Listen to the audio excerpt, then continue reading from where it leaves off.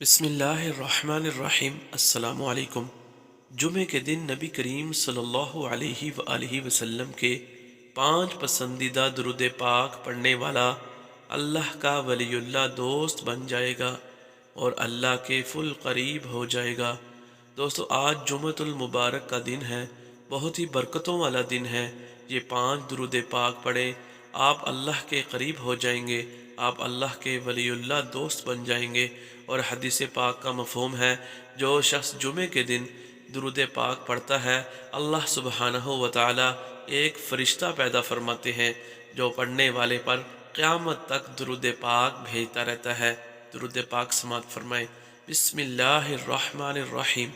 اللہم صلی علی سیدنا محمد عدد ما فی علم اللہ، یا ودود صلی علی محمد وآلہ واصحابہ انک رحیم الودود۔ اللہم صلی علی محمد النبی الأمی وعلى آلہ وسلم تسلیما۔